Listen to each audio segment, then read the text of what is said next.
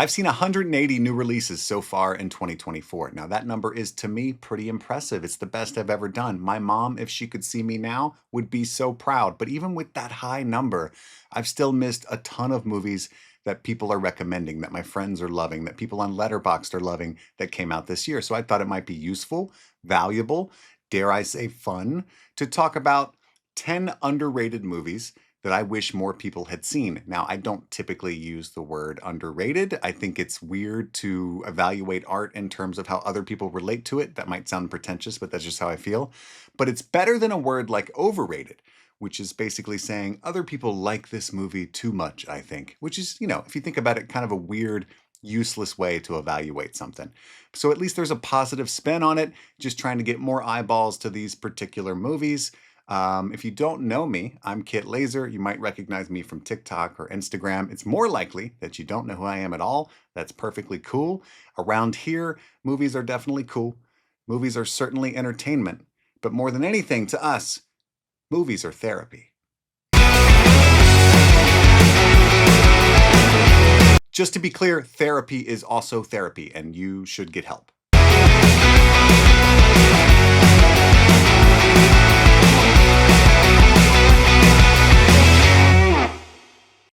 Welcome, all and sundry, to the Movies Are Therapy channel, 10 underrated movies as we talked about in the intro. First, I'm going to highlight Humanist Vampire Seeking Consenting Suicidal Person. I nailed it on the first try. I actually just saw this movie myself last night as I'm recording this. It's a French film, and you can probably tell by the title that it's pretty funny in a quirky way. If you think that title is funny and interesting, then you're probably going to enjoy the movie. But it's about a vampire, actually a family of vampires.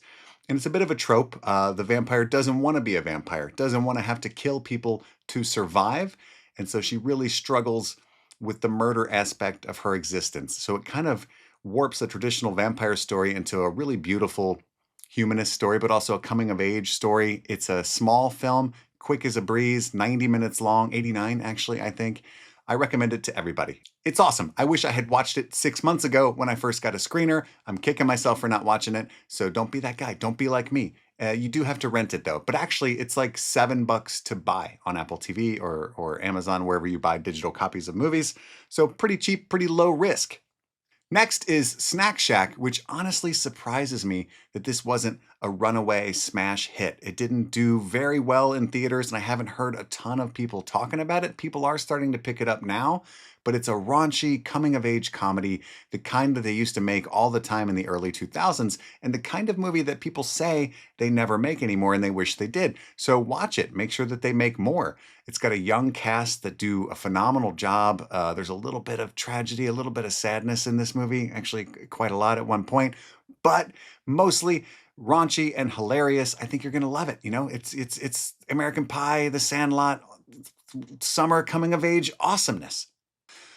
Then we've got Your Monster, another movie that I think is really surprising that it isn't a smash hit. It stars Melissa Barrera, and I've been excited for this movie since Sundance. It's actually quite a long and silly story, but the first night at Sundance, I saw, I think it wasn't Love Lies Bleeding. It was Freaky Tales, a movie that's not out yet, starring Pedro Pascal. And Your Monster was like an 11 p.m. screening. And at Sundance, at least with the badge that I had, you had to wait in line, even though you have a ticket, for like an hour and a half minimum if you want like a decent seat. I didn't know that. It was my first day in Utah. I was a little bit jet lagged, you know what I mean?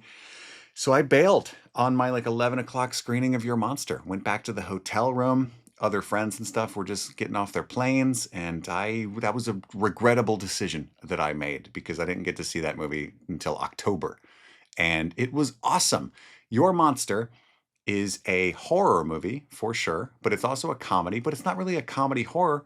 It's a rom-com horror. You don't get a whole lot of those. I can't think of a single other one. A romance comedy horror movie, and it is fantastic.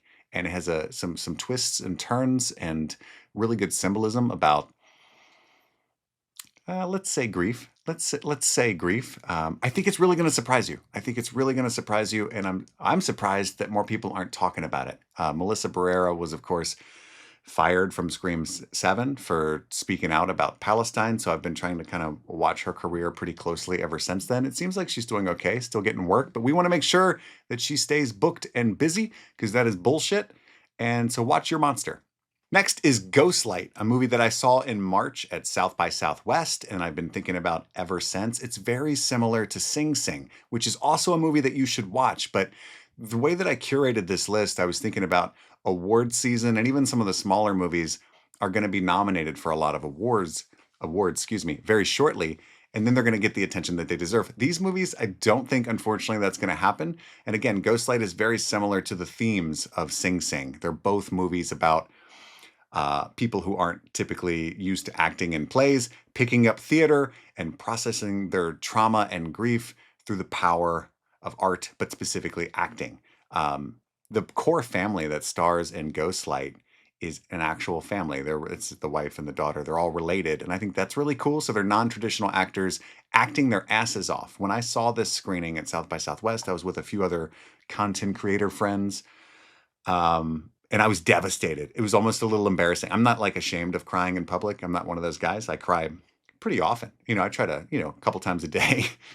But I came out just like a complete fucking mess. And I was like, oh, gee, sorry about that. It wasn't like, oh, what a sad movie. It was like, hey, dude, maybe did you forget your medicine? That level of tears. So yeah, devastating, beautiful piece of work. I love Ghostlight so much. Please check it out. Now for a movie that just came out. So, it hasn't had much time to cook. I'm going to let it cook. And there's a lot of movies coming out right now, so I don't blame anybody for not focusing on this one. But it's called The Order, and it's directed by Justin Kurzel, known for such smash successes as Assassin's Creed. I promise you this movie is really good. It stars Jude Law and Nicholas Hoult. Nicholas Hoult had like 3 movies come out. I talked about it in my review of Nosferatu. He's in Nosferatu, he's in The Order, and he was in Juror Number 2. And all 3 of those movies rock.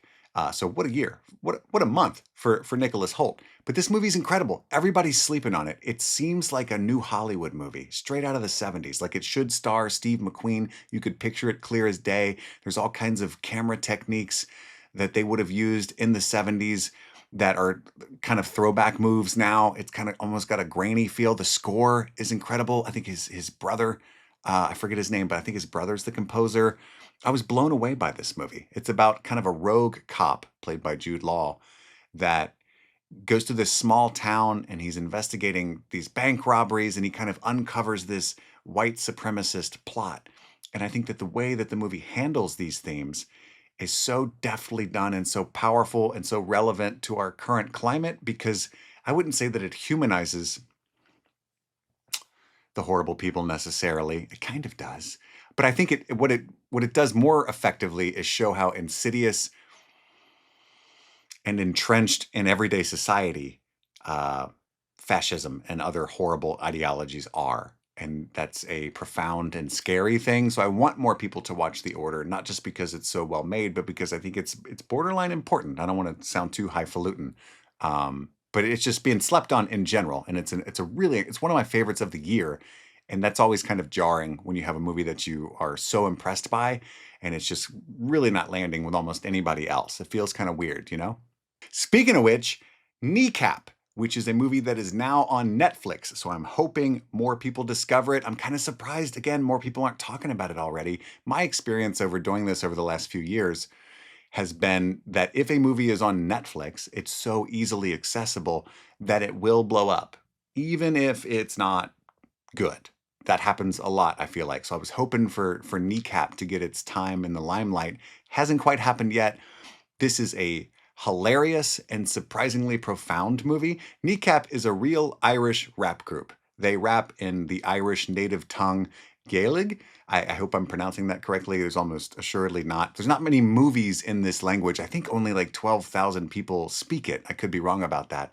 The Quiet Girl, which was nominated for awards in 2022, I think, is also in this language, but it's not common. And so it's really impressive. There's some English in the movie as well, but they actually rap in this native Irish language.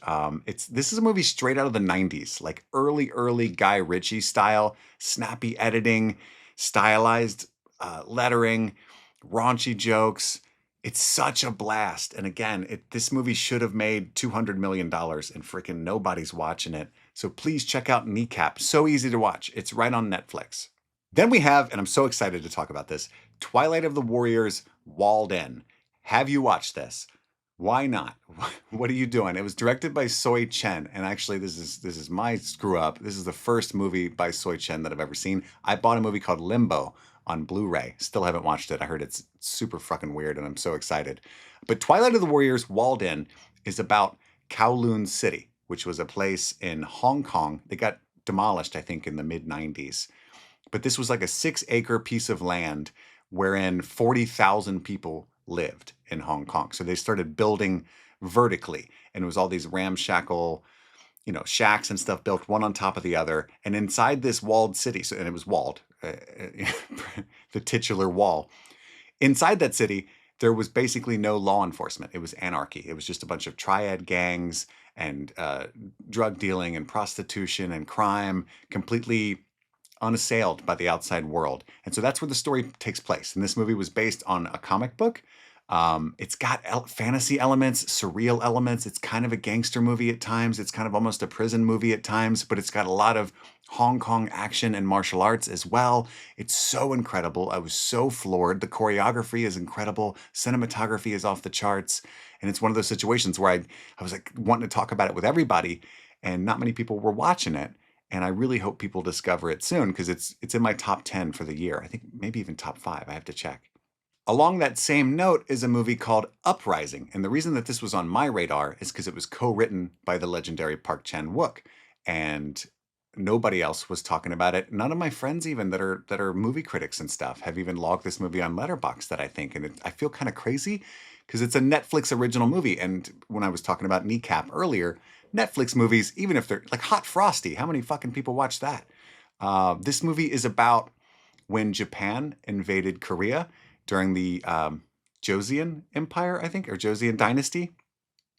But there's like a tragic, almost platonic Romeo and Juliet element to it. It's about two friends. One's a slave and one's like the royal heir, and they become best friends. And then they become mortal enemies on opposite sides of this war throughout the course of the movie. So it's a tragic, epic tale. Again, there's tons of awesome fight choreography. I was really blown away by it. I love these historical epic pieces. I'm sure it's not very historically accurate. I haven't done no research, but I just wouldn't put my faith that it's historically accurate. But I don't care. You should definitely, and that's not why I watch Gladiator, and that's not why I watch Uprising. Now, this is going to be a little awkward, but I want to take a minute to talk about My Old Ass. And I really think it's underrated, and I really wish more people would take a look at My Old Ass. Again, I saw this at Sundance, I think, with a couple of friends, and we came out. We all had kind of tear-stained faces, and we had a good time. Bunch of laughter. It's a really funny, heartwarming movie. It stars Aubrey Plaza. Maisie Stella is incredible in it. It's got Maddie Ziegler. And so I was thinking this is going to be a huge hit. It's an Amazon Prime Video movie. Tons of people are going to have access to it. And again, I feel like it just came and went when I found it to be a really powerful, surprising movie. It's kind of surreal movie where a young girl takes some shrooms and suddenly she can see and communicate with her future self, played by Aubrey Plaza, hence the name My Old Ass. And she can even text her future self throughout the movie. And so she tries to get advice from her future self and argues with herself at times as well. And it's a really cute, creative, coming-of-age movie that packs a real punch, I think. And finally, I will leave you with a new Western, a neo-Western, if you will, called The Dead Don't Hurt, which sounds amazing if you're into Westerns, right? So this movie is from Viggo Mortensen, Aragorn himself. This guy is the producer. He's the star of the movie. He wrote the movie. He's the director of the movie. And if you think, wow, wait, stop, that's enough, he's the composer of the movie. This is really 100% Viggo Mortensen. I know we all love that guy, so let's support his work. And it's a good movie. It takes place during the Civil War. He's like a Dutch guy, I think, if I recall correctly, trying to mind his own business in a small town. He's got a wife, everything's going great, and he decides to go fight in the Civil War and leaves her back there by herself. And there's some nefarious characters in the town.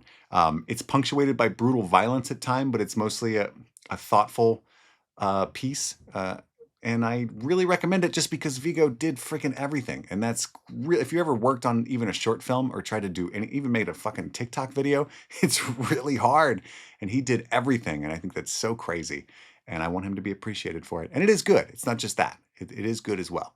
So there's 10 movies that you might have missed. I hope there's a couple that you haven't seen that you're excited to check out now. I'm really trying to, I didn't dig into the bottom of the barrel of obscurity, but just some really good movies I saw this year that I don't think a ton of people watched. So let me know if you have seen them, what you think. If you check them out from this video, definitely check back in and let me know how your experience went. Or if you're never going to listen to or believe me again, that's fair. That's fair. Again, I'm new to YouTube. I warned you last time. I'm trying really hard to stare directly at the camera. When I watched back my Nosferatu review, I was like cross-eyed the whole time, which is why I didn't write a script this time. I was just yap like you do. So I'm getting better. I've got a lot of help from some really talented people, and I'm learning quickly, I hope. So follow along. Please subscribe if you like what I do. I'm going to be getting better and better. I promise about that. Check me out on TikTok, Instagram, the Streaming Things podcast. A lot of people really enjoy my TV breakdowns with my co-hosts Steve and Andy and other guest hosts like Madison and Phil and Alex, a bunch of good people. We break down TV shows every week, 3 or 4 times a week. So if you're into that kind of thing, we enjoy doing it. Thank you so much for supporting the channel, supporting all of my work. And as always, be kind to each other in the comments and love what you love.